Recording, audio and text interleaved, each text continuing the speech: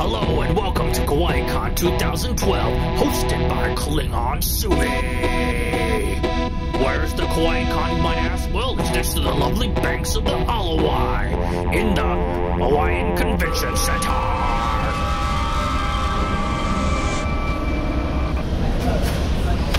Kapla, welcome to the 2012 cosplay convention, Kawaii-kow. I'll be your host, Klingon Sumi. Come on, let's go. Check out the events.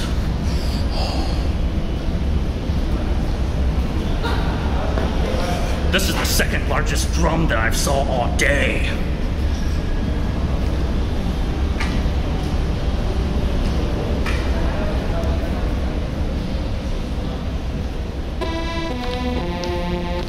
The deck planting felt strange underneath my feet, but I had to continue and see what this place had to offer me.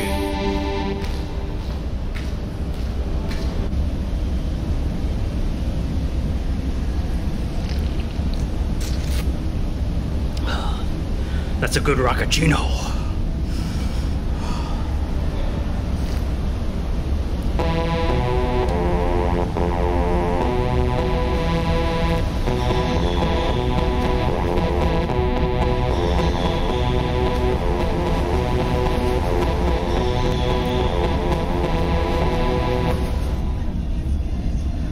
A mighty Klingon warrior like myself cannot be constrained, cannot be kept down in a small booth.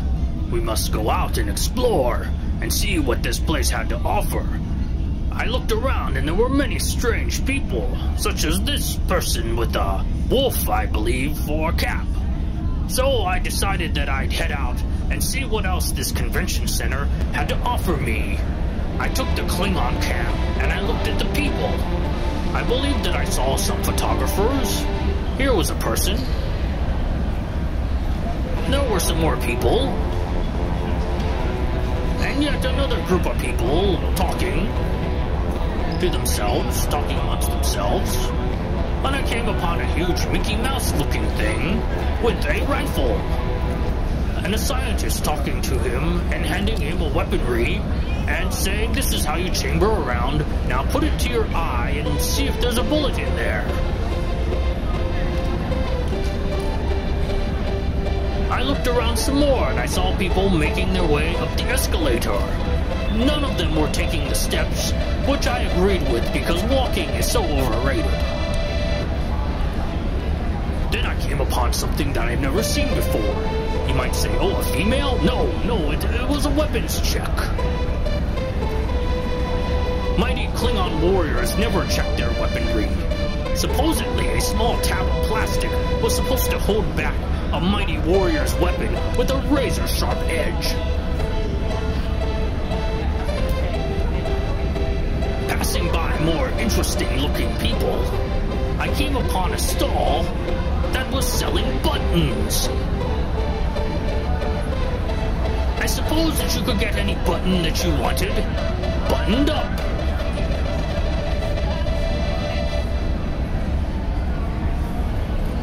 Looking around some more, I saw some more interestingly dressed people, and I felt right at home. Here's one now with a mask. And I believe in this area they were taking pictures of some kind, I don't know what. But I believe I saw a dinosaur playing a guitar. I decided that I would take the escalator up and see what was upstairs, when a halo-armored gentleman gave me a salute. I felt very at home and at ease in this very pleasant setting. There were many plants and rocks and birds and things. And there were many people, as you can see. This convention center seemed much larger than I recalled. And there were also these green cones. And on the terrace upstairs, there were many people. Well, that terrace didn't have too many people, but this other terrace had lots of people. And one of them, I don't know if it was Harry Potter or something, but I saw a magical hat.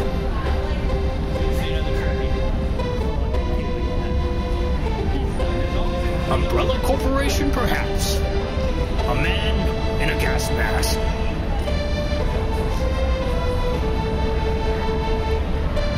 And I saw more men in uniforms.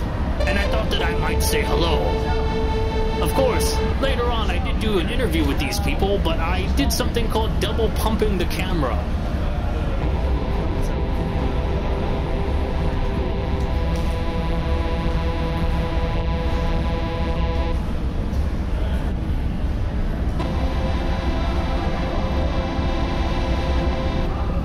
I've also noticed that the lines for the restrooms were very long.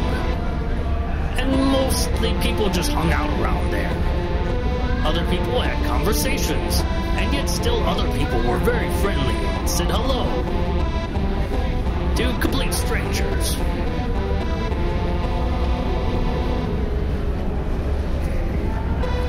More gentlemen in masks. And the other thing that I saw were many long lines. For what? I don't know.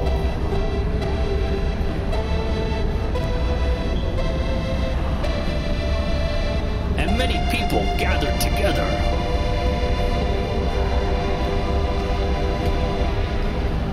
And I believe that I also saw a gentleman with some sort of cattle prod of some kind to keep people in order and in line.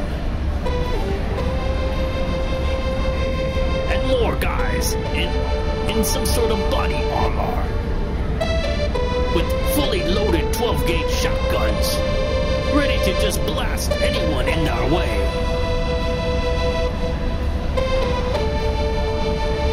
Yes, even mighty warriors like myself need to take a break every once in a while, and I decided that oh, is that the TARDIS?